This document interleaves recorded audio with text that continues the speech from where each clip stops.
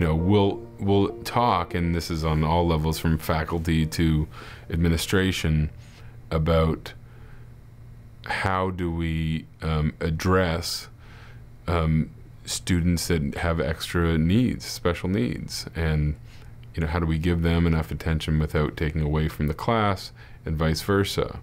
And it's a constant dialogue. So there's no fast solutions that are coming at us, but it's always on the forefront of our mind, and we're having these conversations quite often, and just sharing stories like, you know, how would you handle it? How would you handle it?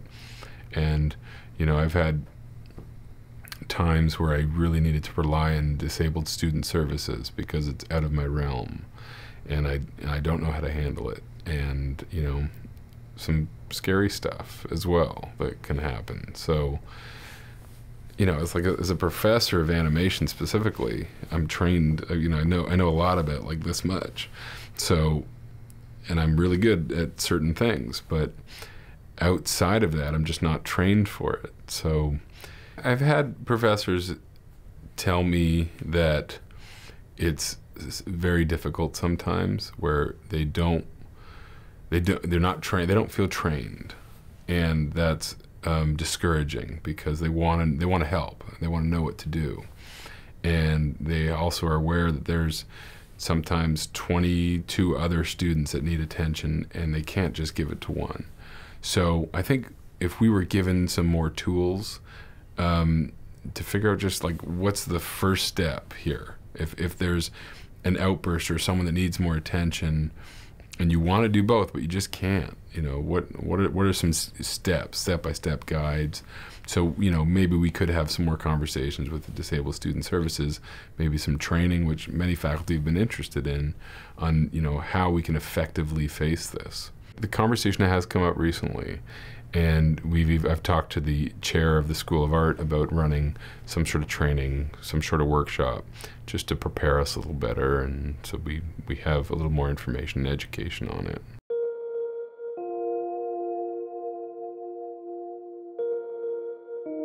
I talked to his professor because she was having a difficult time trying to balance teaching the class versus figuring out how to address Jonathan's needs, because he was quite outspoken at times and didn't always follow the flow of the class, I guess is the best way to say it. So it was through conversations with the professor and Disabled Student Services on campus that I got to know a little bit about Jonathan. And then I was happy to see that he was in my class this semester.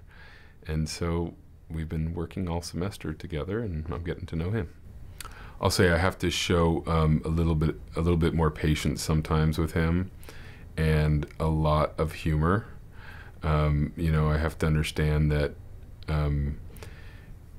sometimes when he says things out loud or might stand up in the middle of a lecture, like literally last week, I was giving a lecture and I look over and there's Jonathan. He's standing right beside me, and he was about to share something with me, but it turned out it was part of my lecture now because he was sharing it with the class.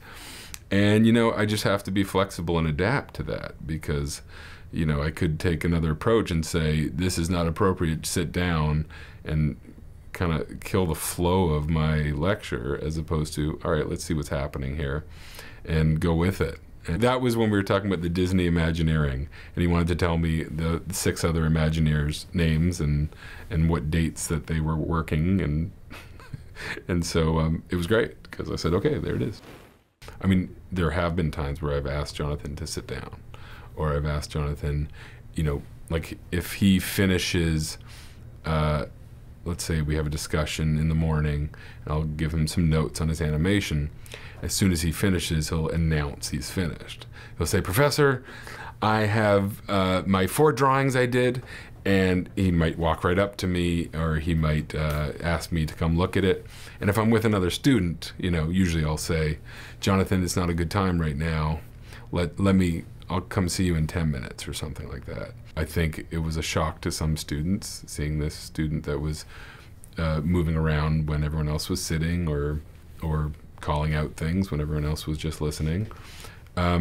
So I think it was a learning process for them as well, because maybe there was some students that weren't as patient or felt it was affecting their learning at times.